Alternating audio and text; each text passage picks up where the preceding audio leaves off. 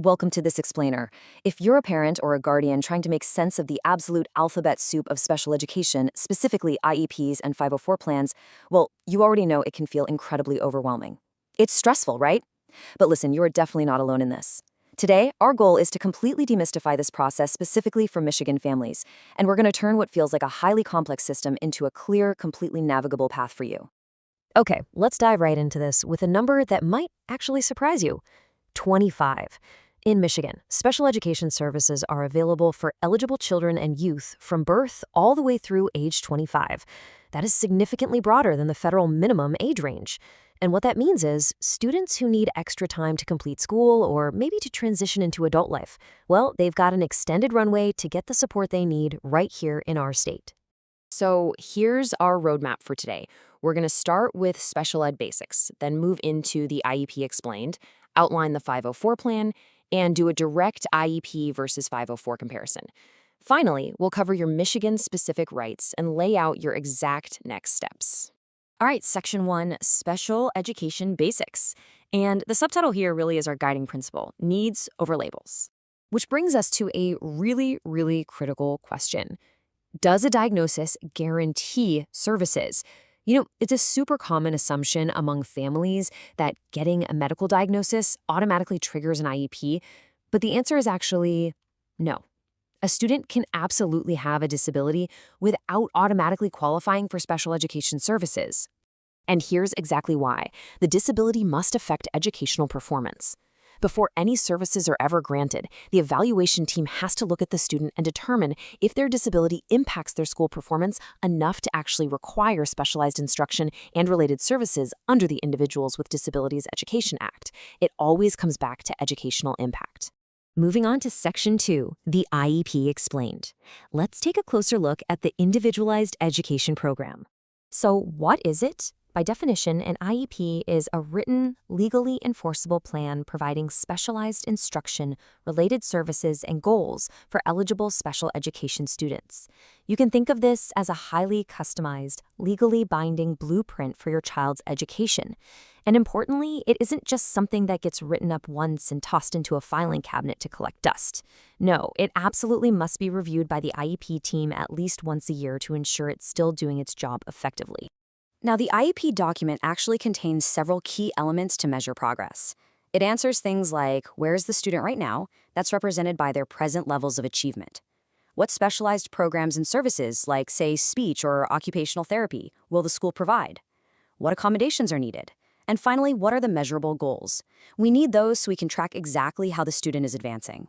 But hey, the school doesn't just build this blueprint in a vacuum. Parent input is absolutely vital to building a successful plan. Michigan heavily emphasizes parent participation on the IEP team.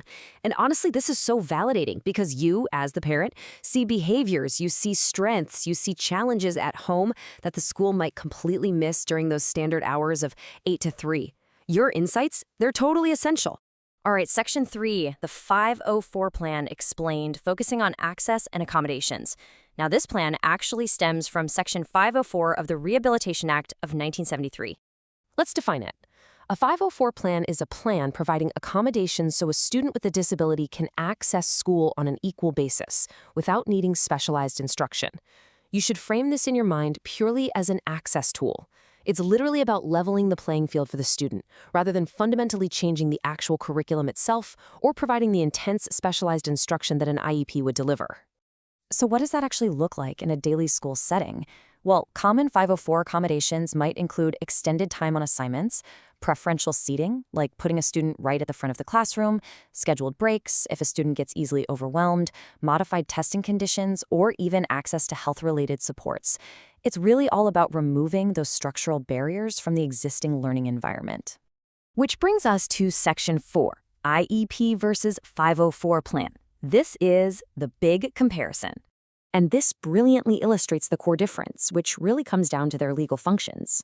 An IEP provides specialized instruction and related services under special education law. A 504 plan, on the other hand, provides accommodations for equal access to school. To put it super simply, an IEP changes what and how a student is taught, while a 504 plan changes the environment to make sure the student can access what is being taught. When we compare these directly side by side, it's pretty easy to see the contrast. Looking at document type, an IEP is special education, while a 504 is access and accommodation. Does it have specific special education goals? Well, yes for an IEP, but usually no for a 504. And what about formal progress monitoring? Again, yes for an IEP and no for a 504 plan. Now, both of them require the school to carefully consider your child's needs, absolutely, but they serve very distinct purposes. Okay, Section 5, Michigan Rules and Rights. Let's talk about state oversight and protections. Because Michigan actually offers some really great specific protections for your family. The Michigan Department of Education Office of Special Education provides general supervision and funding.